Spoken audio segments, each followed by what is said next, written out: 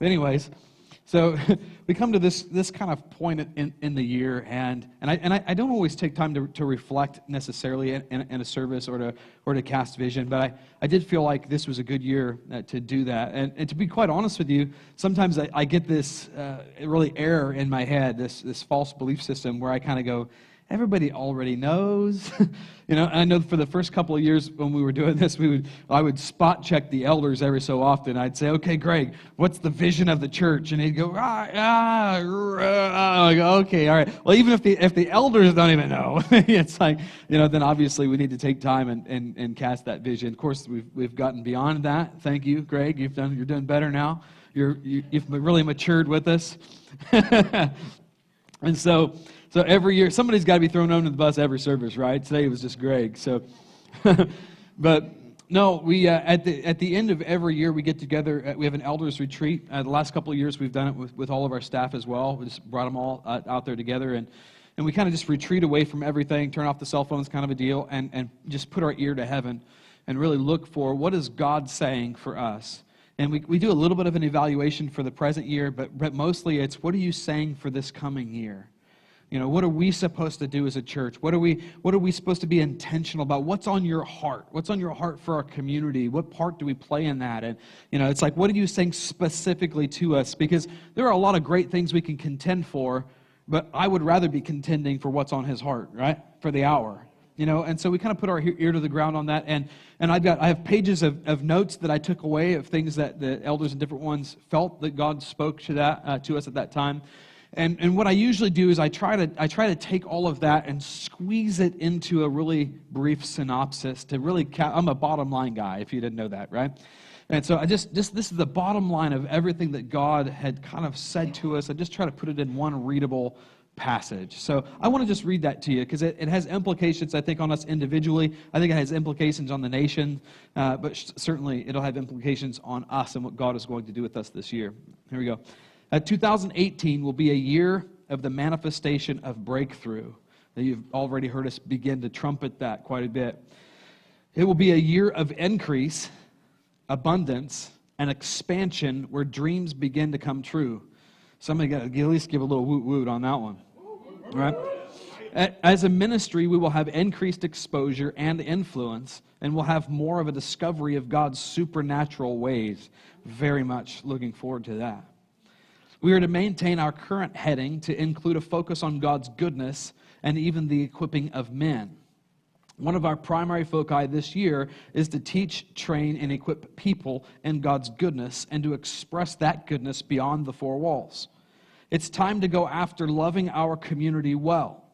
And this is a prophecy, actually, that was quoted at the meeting that incorporates into what God was saying, and it's this: we will take Warrensburg with the weapon of love, and even nations will be awakened and shaped by God's love this year. I really believe the nations are going to see an expression of the church that awakens them to the fact that we've been here loving people all along. We're accused of a lot of stuff, but I believe they're going to begin to have their eyes opened this year to the reality of the church, walking in Jesus' shoes out in the nations this year. I believe it's going to begin to shape their perspective. People will be set free from their captivity. Woohoo! That's just God's heart every year. We are to make sure that we are prioritizing intimacy and face time with God. His presence is still of utmost importance, and the arrangement of our lives and our schedules should reflect that. So I want to just take a moment and pause on that last bit there. How many of you know Jesus is still the main thing? Right? At least 5 or 6. Jesus is still the main thing. And if Jesus is the main thing, then he really ought to be the main thing. Right?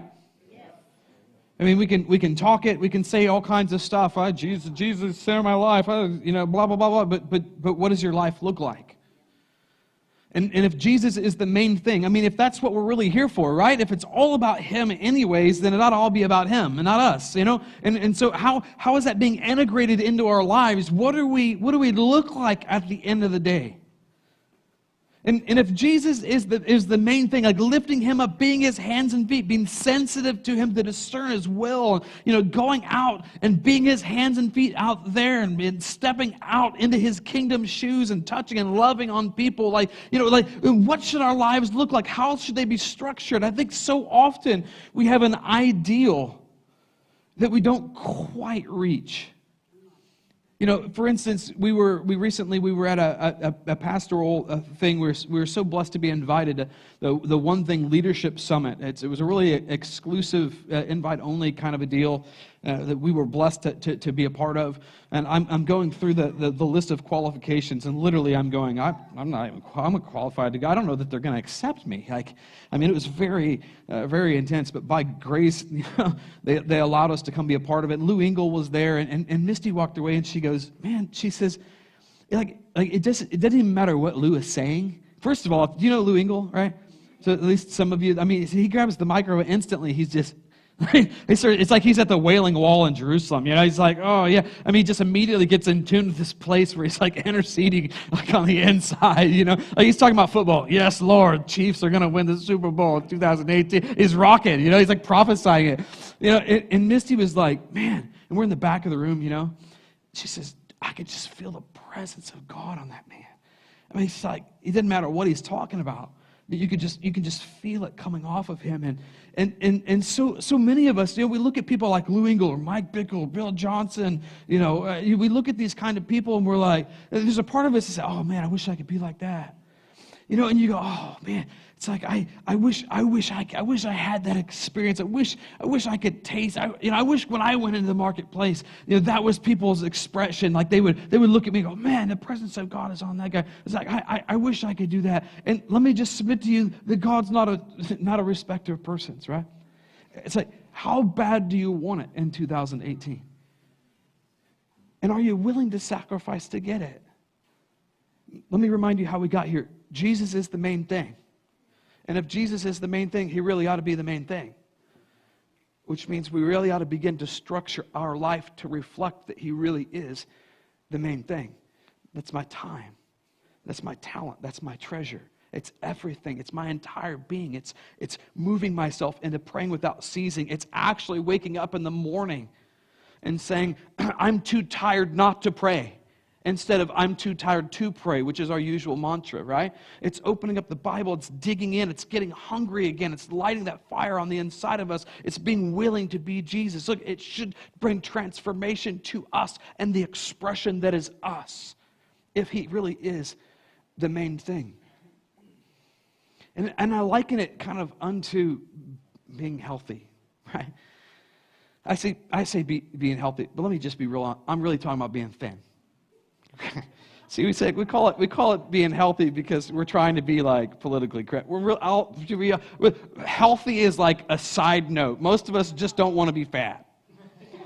Right? If I can not be fat and healthy too, that would be awesome. It's like, that's great. And I'm being a little bit facetious. Obviously, we want to live long. Obviously, but really, so many of us, we go, man, I would really like that. I'd really like to have a flat stomach someday, right? What price are you willing to pay for that? So, man, that'd be great if, man, did you see Scott Spencer? I'm going to throw him under the bus again today. Do you see that guy? That guy's got abs under there. He's like, he's like a brick house. And you can look at that and you go, but are you willing to pay Scott's price to have that? And in all honesty, I remember the last time he and I had McDonald's together, and I'm like, Big Mac, I'm a big guy, I got, and he orders the chicken. He's like, can you just grill that and make sure that like no sauces are on it? Oh, and you can keep the bun.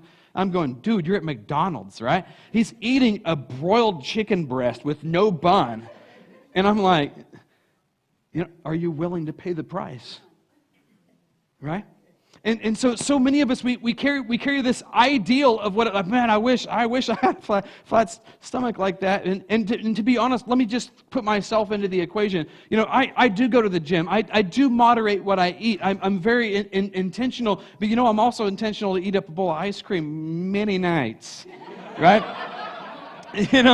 And I'll just be honest, I kind of look at it and I go, I'm working out, I'm running, I'm doing those things, I'm moderating, I'm really trying to make sure that I'm not a glutton because I love Jesus. Can I just submit that to you? I'm really trying to be aware of those things, not to overeat, not to overindulge, but at the same time, I'm going, okay, so I get the bowl of ice cream. If I want a little bowl of chips, I'm gonna get a bowl of chips. Okay, it's like, God bless America. I'm not poor anymore. I want ice cream. I'm gonna get some ice cream. And I look at myself in the mirror and I go, I would really like to be here. I'd like to be a little bigger. I'd like to be a little flatter here. Right? I'm just being honest with you.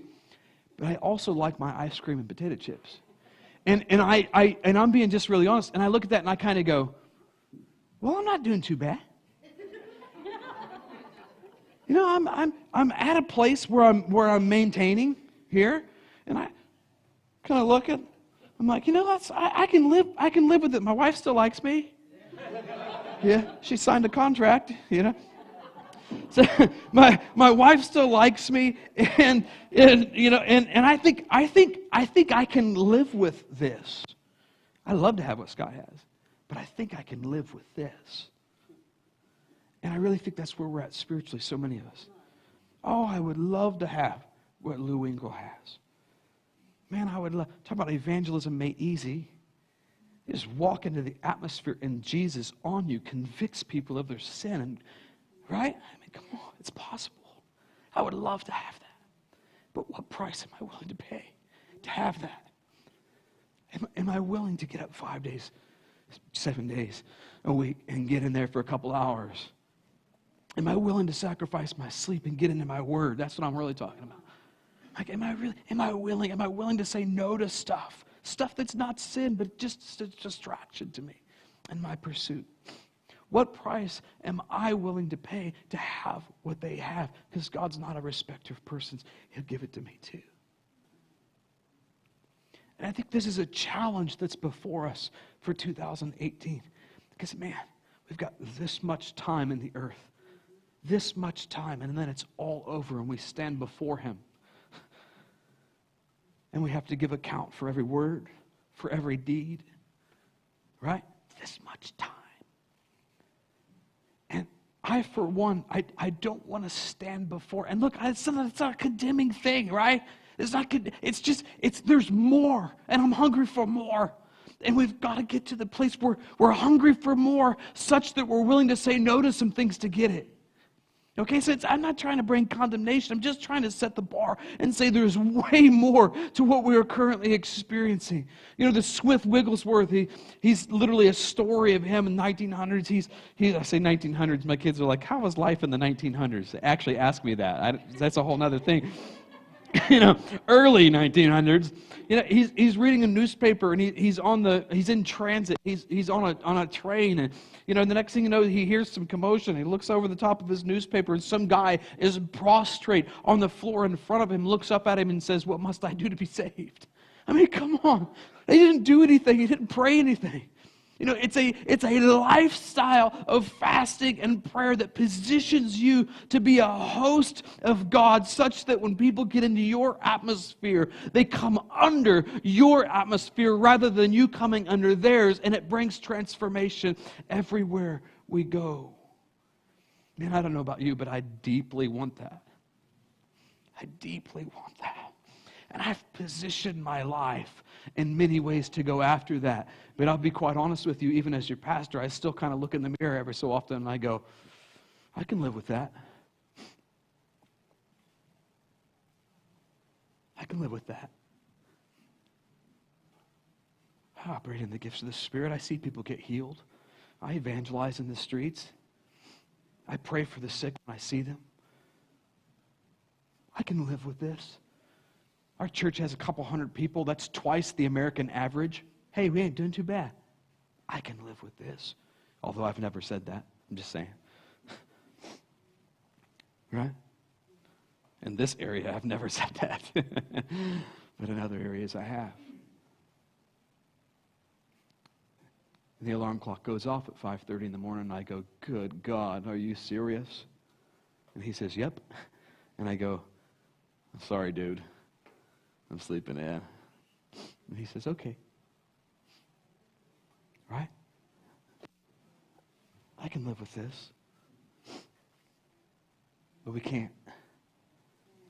We can't if as a church we're going to fulfill the calling for which we have been planted in Warrensburg, Missouri. See, you guys, some of you, you thought you were here because Uncle Sam said you're supposed to go here. Scott can't get out of here. He'd been trying for years. Every time he gets close, he's like, nope, I guess I'm staying in Warrensburg a little more. Look, it's not a mistake, right? You guys are here. You guys have retired here. God bless you. You know, it's not a mistake. God has you here for a reason. What's the reason? You're a part of Harvest Fellowship for a reason. What's the reason? Look, we've got a vision for this place. And that vision isn't for Pastor Shawn to be great. Though, look, I have no problem admitting I would really like to be great. Right? I don't want to get up here and suck. Right? I mean, I'm just being honest with you. But if that's where it ends, we have failed. We failed the kingdom of God, and we have failed Johnson County. If it stops with, wow, that was another good church service. Corey was amazing. Man, that new guitar, just the resonance, that was sounding great on this. Travis is teaching my kids so that I don't have to. This is great. This is awesome. Like if it ends inside these four walls, we've gained very little. Right? And it's not to poo-poo this. This is awesome. I love this place. I love corporate worship. I love my team. These guys they're knocking it out. They're doing a great job, right? I mean, I love the expression that is our church, but I'm just submitting to you. It can't just be the pastoral team. We have to get to this place where it goes beyond Sunday Christianity and beyond like Sunday and maybe Wednesday. I mean, it has to get to this place where you guys take the transformation that's happened on the inside of you. You step outside of your comfort zones and you become kingdom everywhere you go. If that doesn't happen, we're failing here. Look, there's more to it. Like again, we've got this much time to affect it for eternity. And so much of it has become about us. So much of it has become about what I can live with. What's acceptable to me, rather than really pressing into Him, rather than saying no to some stuff like myself, and God saying, I got to get more of Jesus. I'm sick and tired of laying hands on the sick and not seeing them get healed. Jesus healed everybody He prayed for, every one of them. That tells me if I have enough of Jesus, and He's alive, right? It's like with me, right? If I have enough of Jesus, then people get healed around me. Well, they ain't getting healed now. Okay, I mean, I don't know, 30, 40, 50% or something maybe, but I'm not getting 100%, right? If I had enough of Jesus, I would get 100%. That's worth something. That's worth something of the sacrifice of my life. I'm submitting this to you. It's worth the sacrifice of your life. The people that are around you that God has called and He's commissioned you to, it's worth the sacrifice of your life. It's just this much, and then we get to revel in it for eternity. This much.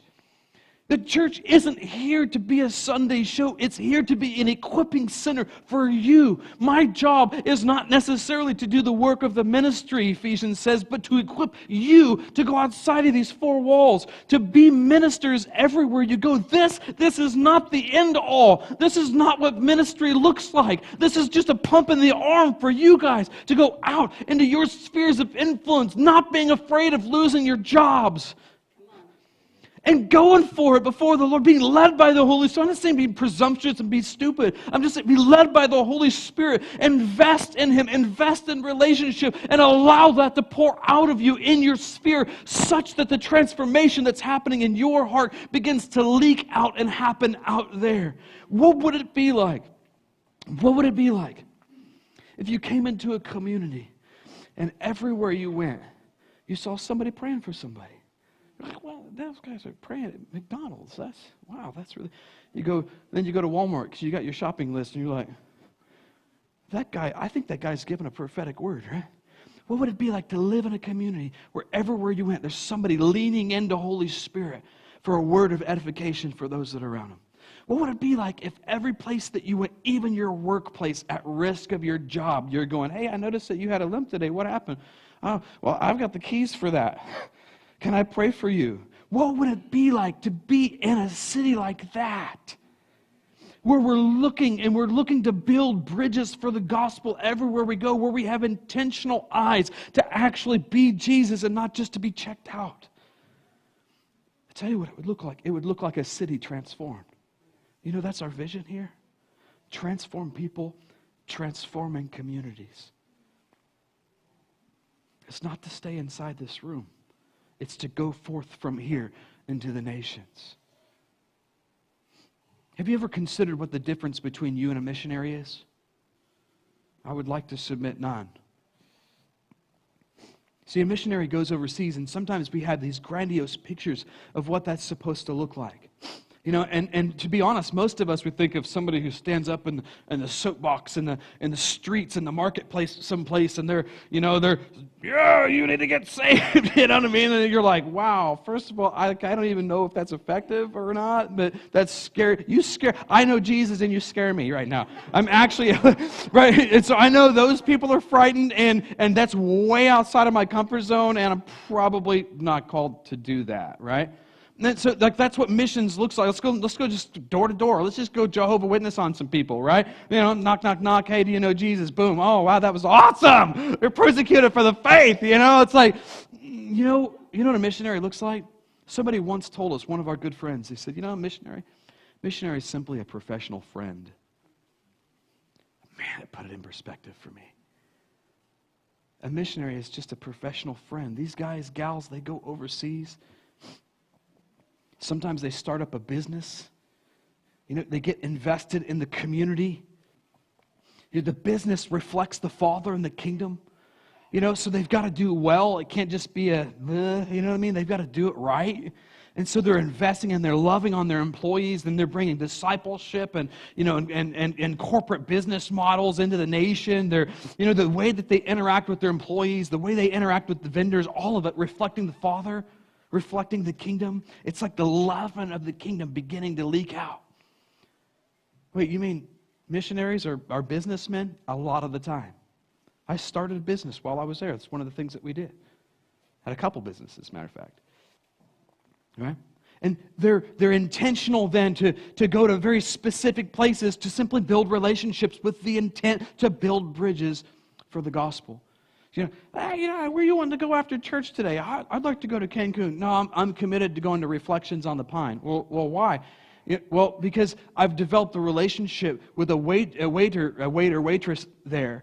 And I don't want a Sunday to go by without having an opportunity for me to lay hands and pray and bless her and to give her a big fat tip because I'm making a relational bridge to the gospel. You know, I'm not really feeling Reflections. I'd rather have Mexican right now, but I'm committed to this because I'm intentional. That's a missionary. How is that any different from any of us in this room? I would submit to you, it's not. The only difference is that most of us are not intentional like that. We're living way more for us. Our business is way more for us. Our Sunday morning experience, way more for us. And a missionary has just flipped that around and said, I'm just being fueled to go after people because my time is short, because I've been sent here for this very purpose. Well, missionaries, they raise support. Other people are providing for them so that they can do ministry.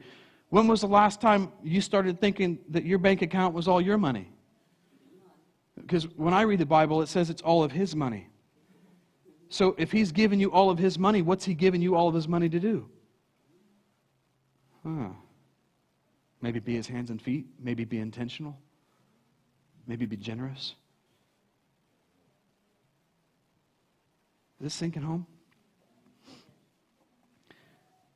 In a nutshell, this is the vision of this church, and it's our vision for 2018. God asked us on our retreat together one question, many questions. One of them was, God's weird, right? I mean, He's like, here's the question I want you to ask me. Oh, okay, yeah.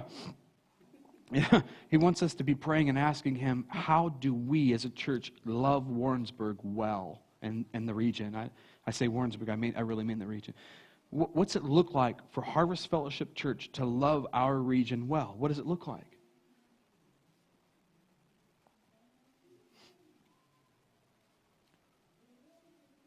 That's a good question, God. You tell me. Some of the things that we have happening already. We've branched into the hospital, hoping to see amazing things happen there. But right now, we minister to 2 or 3 people on a Sunday afternoon, a couple of times a month. That's the 65 and over behavioral unit. So sometimes they're not even with you. It's a real glorious ministry we're doing there. But it is. And it's an on-road to more in that hospital. What does it look like to express the goodness and the love of God as Harvest Fellowship with a vision that has wholeness in the center? I'm hoping someday we clean out the hospital. Because every time we minister to the behavioral unit, we walk through every floor and we bless that place. How many of you have ever heard that Western Missouri Medical doesn't have the best reputation? Eesh, baby, you better go to Kansas City, right? Like, if we're being honest, most of you in this room, you know what? That's going to change. Why? Because I'm bringing kingdom in there every single time I walk those hallways. This is the expression of who we are. We're looking to do a healing room, possibly even a prayer room birthed out of their chapel where we can begin to pray over the hospital because we have heart to see people made whole, touched by God, and transformed, right? We're in there ministering to these folks, older folks, everything from schizophrenia to deep depression and suicidal thoughts and so forth. And the nurses come up to the door and they begin to sing with us as we're worshiping. I'm like, come on, So I've got a list of amazing things that we want to do. The military. We've got all these young airmen. What's the key? People have asked, what's the key to helping these guys not commit suicide when they come back and they're feeling isolated and lonely? We have the keys. We have opportunities that are already somewhat becoming open to us to provide ministry, inner healing ministry to our young airmen and women. To help them, to love them into wholeness. We want to do financial ministries, just different things that we've got going on. To see people made whole and transformed in those realms. Look, how many of you know you can't do much with your finances are in the tank, right? Life is not fun when finances aren't there. But Jesus has keys to that.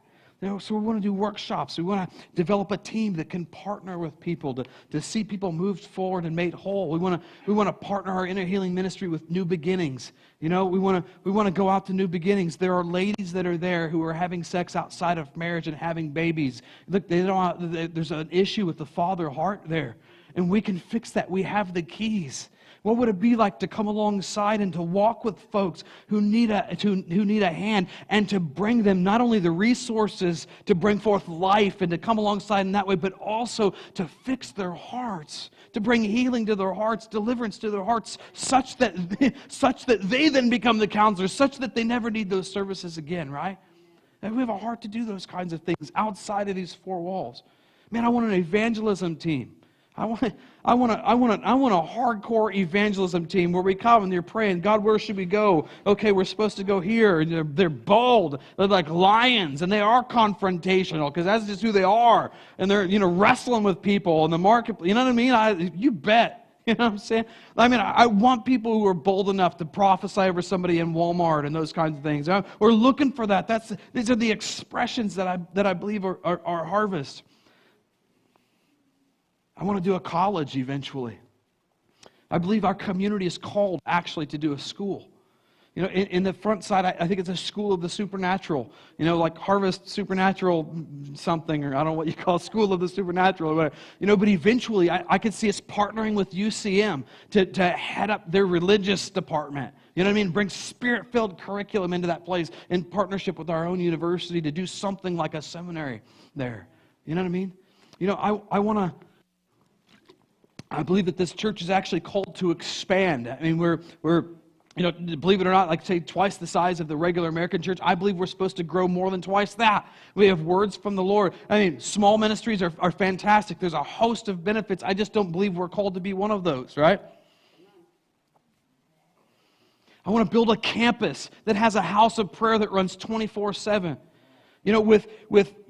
With prayer trails and prayer stations that have like the 7 mind molders of society. You've got a prayer station that reminds people to pray for their government, for those in authority over them, to pray for the arts sector, to pray for education sector, to pray for the family sector. The 7 spheres of society. People could go run our trails, and we've so invested prayer into that campus that when people come off the streets, they encounter God's beauty, right? But how many of you know it's a waste of our money to build a house of prayer if we're not a house of prayer? Right? It starts with each of us doing our part, investing, saying no to self and jumping in. And saying, I want more at any cost. That's what it really comes down to, right? I want more at any cost. Is this resonating with anybody? All right, I've got other things to say, but I will wrap them up. Because I want to talk to you about the fast that we've got coming up. So starting from this Wednesday, we have, we don't do this very often. I don't know when the last time I actually stood up here and said we're going to do a corporate fast, but it's been a little while, right? And so when you think of fast, and sometimes you immediately think of food. That's like, are you seriously trying to kill me right now? Like, I'm not, what are you doing to me? And no, by the way. The Southerners, how are you going to go without fried chicken and mashed potatoes? Like, right? I mean, she's looking at me like, don't use me as an example. All right, I'm going to move back over here. I'll have to deal with her later, I guess. No, in reality, that many of our leadership team will be doing something at least similar to a Daniel fast, which, if we're being honest, just means we're getting really healthy for 3 weeks, right? Eating how we ought to be eating pretty much for the most part anyways, and so, big sacrifice, really. I mean, but so it's 3 weeks from the 3rd to the 24th, all Wednesdays that are there, starting on a Wednesday, ending on a Wednesday. You can fast absolutely anything that you desire to fast. You can fast TV if you want to. Fast your children. Gosh. This is a holy moment. I can actually hear you. Nobody's bothering me or distracting me. This is amazing. Who knew fasting was so good? No, you can fast.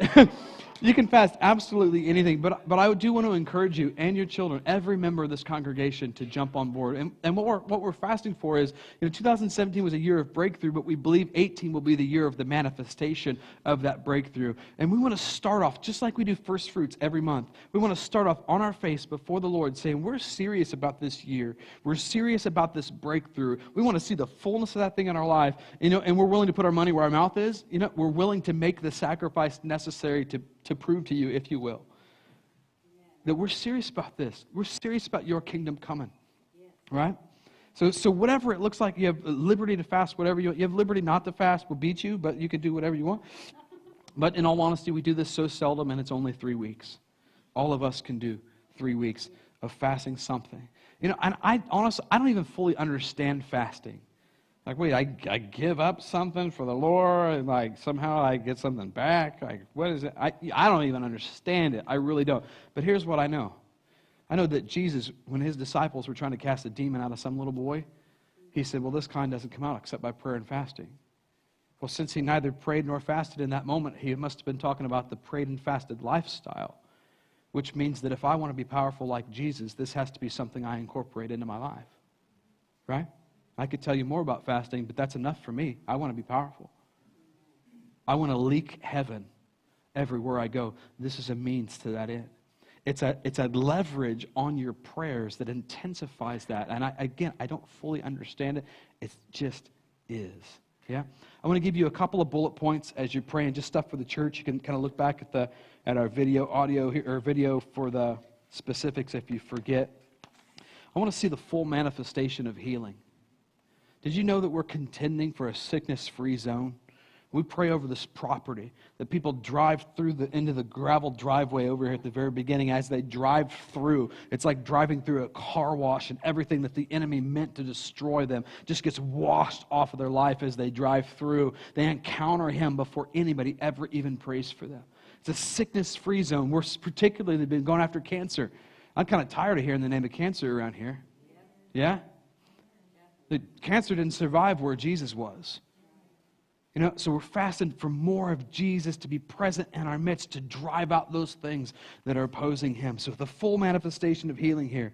We need breakthrough in our marriages. Everybody's real quiet because, seriously, we need people to turn the pride down and begin to fight for one another instead of against one another. We need some significant breakthrough, not just in this house. I've been seeing it across church platforms. Pastor just told me, even this last week, he said, holy moly, he said, marriages are under attack. And I'm like, yeah, tell me about it. It's time to fight back. So fast with me for breakthrough over marriage in this house. over the church's finances. I haven't said this publicly that I know of, but I'll say it publicly to you now. We took a big old axe to the budget this year, to the tune of $30,000 or $40,000. We had to hack out of the budget. God's good and He worked it all out, but I don't like that. We need breakthrough over finances. What would it look like to have a church that had 100% tithing rate? You know what I mean? It would look like a whole lot of blessed people who now have enough to offer. That's what it would look like. That's a whole other thing. But anyway, breakthrough over finances, our ability to reach out as a church to do the things that God has called us to do, the ability to expand. We believe we're growing. You can't expand if you don't have any money, right?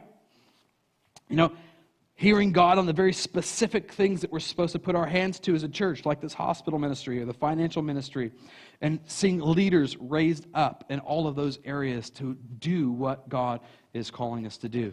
So if you could mark those things down, look back at the video later. If you could be joining with us over these 3 weeks and praying these things corporately. Obviously, we're asking you to be praying for your own situations as well. Breakthrough in your own houses. What are you looking for breakthrough? This is the time. This is what this fast is for. Does that make sense?